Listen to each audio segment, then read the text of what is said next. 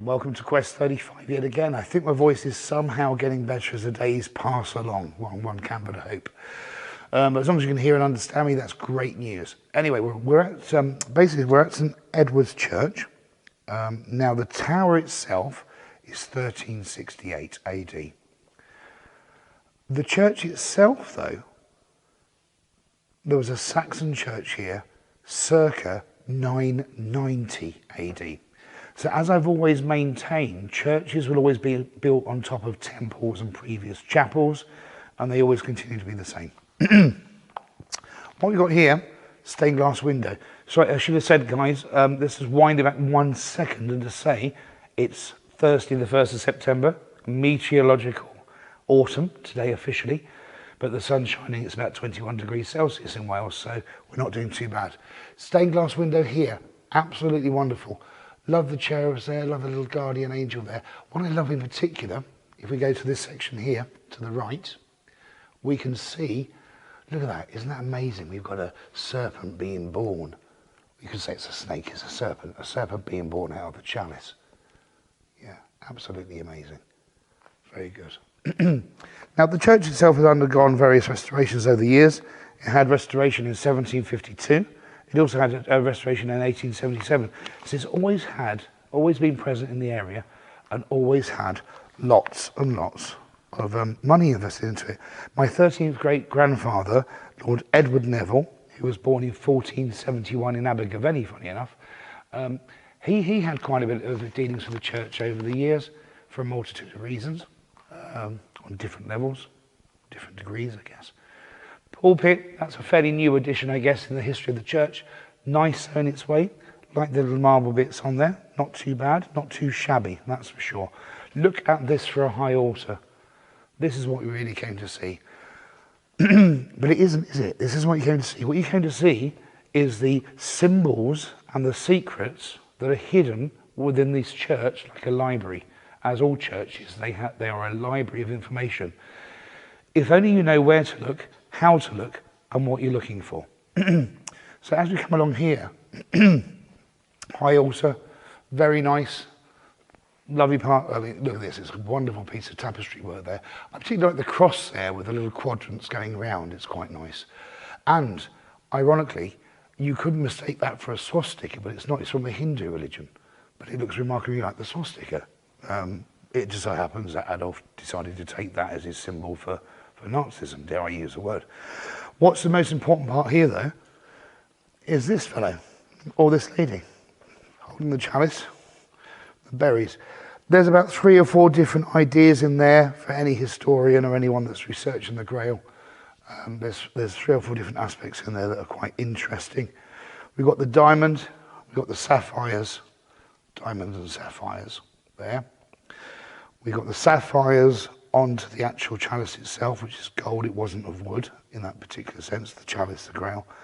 Like how she's holding her hands and how she's deliberately holding this part up to create the symbol, which is this. So quite like that, it's this. Yeah, certain symbology there. Not quite sure how much lighting you can get on that, really, to be fair. She might be quite difficult, but on the pictures that we've taken, you'll certainly see them on the pictures, I guess. I think we might have it there now, actually, momentarily. So we've got the parts there. So remember that, sapphires and diamonds, quite important. So we've got sapphire, diamond and gold. We've got a trilogy of gems there, a trilogy of gems. As we come down here, just sort of moving along, sort of back away from the high altar. That's it. That's really the thing that we want. What you're meant to do, you're meant to come to the high altar and just be taken totally in by the tapestry. I'm not even looking at the stained glass windows there above the tapestry, which is absolutely impressive. Now note the Nassian salute there again. Now this isn't Jesus, this is a king. Well, you can say, well, Jesus is a king. Well, yes, but that certainly doesn't look like a Jesus representation to me in the middle section. But look at the salute that he's doing. Yeah. He's got the salute, the full salute there. Amazing. As we trunk down, I love the colours, the vibrancy.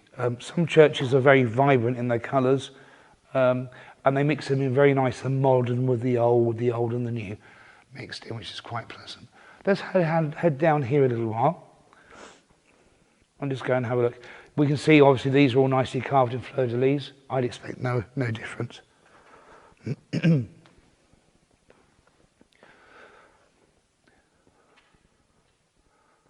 I mean, the church itself has got a nice sense of feel about it. It's certainly pleasant, it's certainly nice. It's got a lot of energy here, I can certainly sense that, but peaceful at the same time. Now, I love that. Isn't that something that we should all have in life, I guess? On this particular stained window, we have patience and sincerity. I think that's patience. We should have patience in our lives, I think, for sure. Sincerity, well, I think that's few and far between these days, but it's nice to have the ideology behind it. You know, the fact that this is how we should all be living, with those two key components amongst many others of good faith.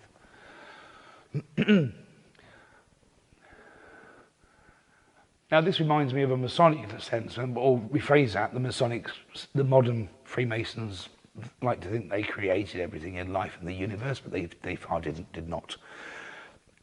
I can see that faith, hope on this stained window, and obviously I expect to see with the Masonic value faith, hope and charity.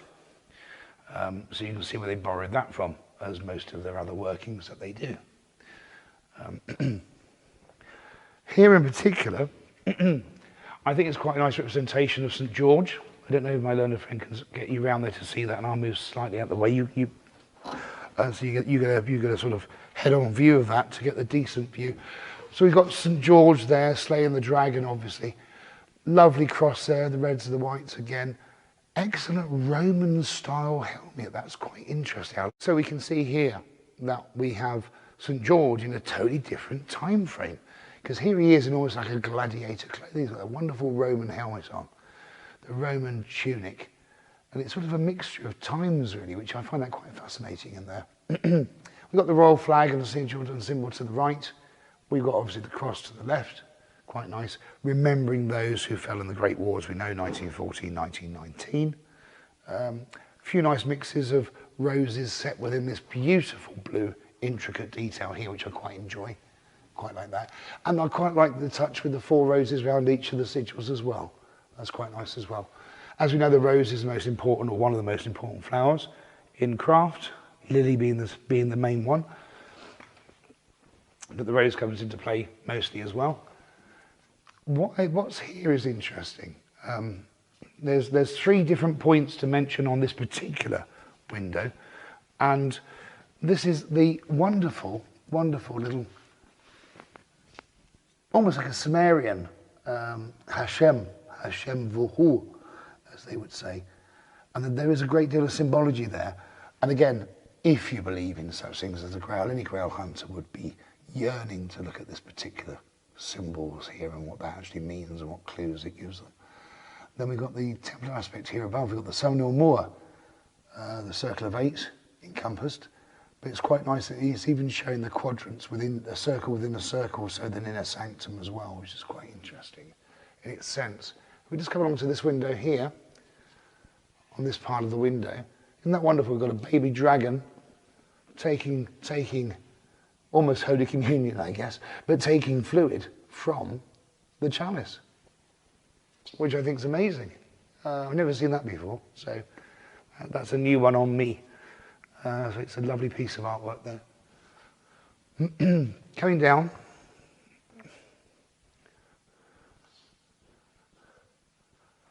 I find it most interesting when we look at these things. Now, if we look at this particular stain artwork here, we've got usual hands, usual signs, usual prayers. Look at the chap in the blue here. Look how he's holding his hands. He's not praying. He's performing some kind of magical aspect, for sure, without any doubt whatsoever. So he is performing an actual ritual rite, which then implies, well, are the others really the disciples, or are they magi's that are performing some kind of rite? Who knows? Here we've almost got the depiction of the Last Supper, but please take note of the hands again. Look at the symbology of the hands. It's so important on how these things are. When we look at stained glass windows, look at the intricate details. What is the artist trying to tell us? And we can see that here in these hands, the way his hands are. Absolutely amazing. And he's holding the chalice, obviously the Grail. So, but interesting enough, the Grail this time, on the right-hand side, actually has diamonds rather than sapphires around it. So that's quite an interesting point. Around here, font, we know the font is relatively new, I guess. You know, in the history of the church, quite a nice little touch on it. Nice little feature there, added on afterwards, many years afterwards. I'll just take you through to the porch here, just to show you this last little section here. And now this, although the stained glass, you think, well, it's pleasant as we go around. So this stained glass was only installed in 1900. I say only, when we look at the 1900s, that was 122 years ago. But in the sense of history, that's only a snippet in time, I guess.